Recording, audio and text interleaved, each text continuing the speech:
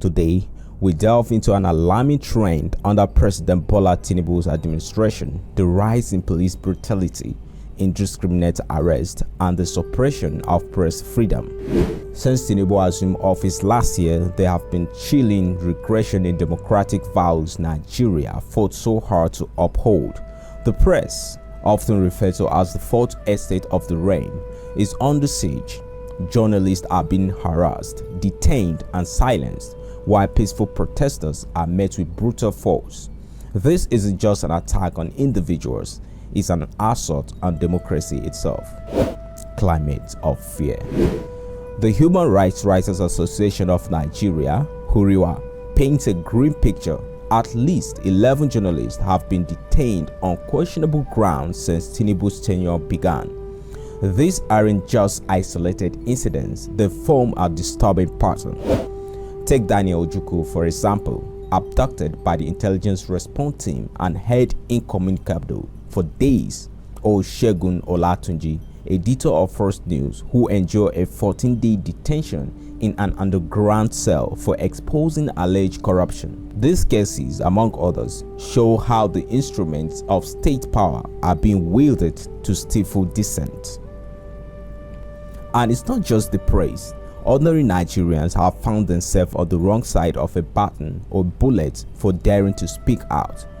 During the August mega End Bad Governance rally, protesters were met with armed security forces.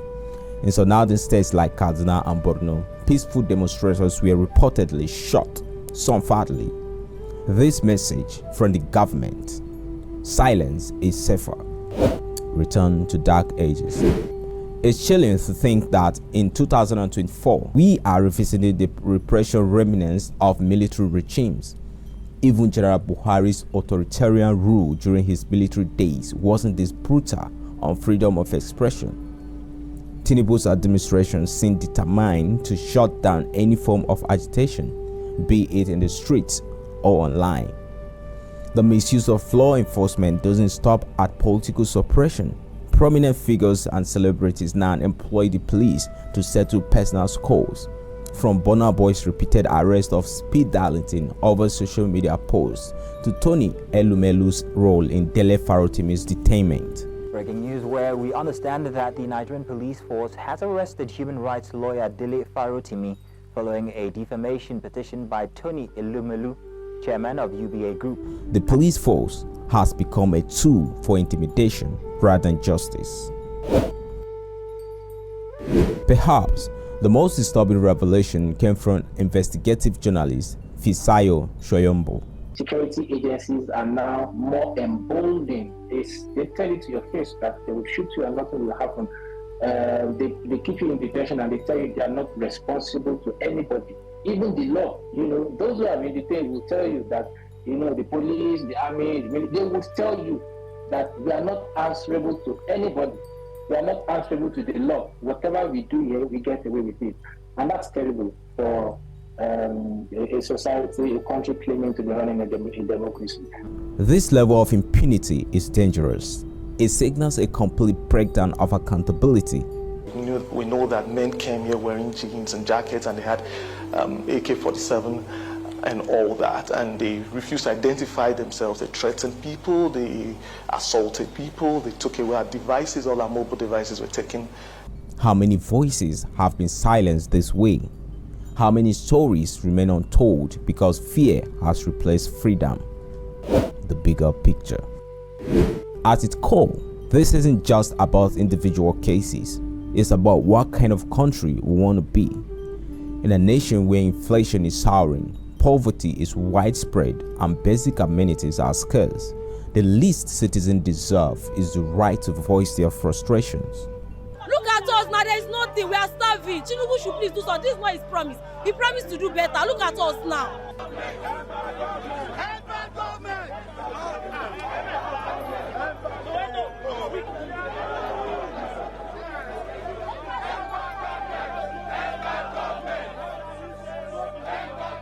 Yet, Tinubu's administration has responded with repression instead of reform.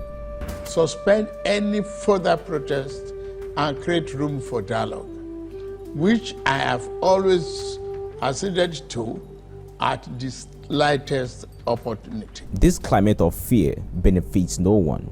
History has shown that silencing the press and the people only fuels greater unrest.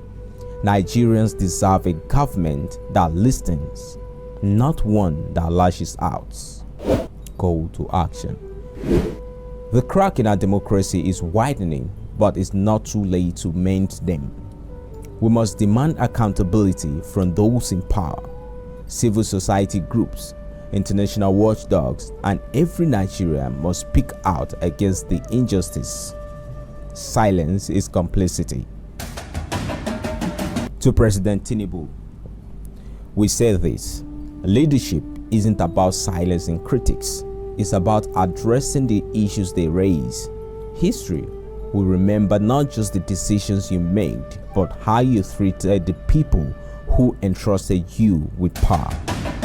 And to you, our viewers, remain vigilant, speak out, stand firm, and never stop demanding the Nigeria we all deserve. Thanks for tuning in to Let's Talk Politics on Naija Anchor News. Don't forget to like, share, subscribe, and drop your opinions in the comment section. Let's talk politics. Together, we can hold power accountable. See you next time.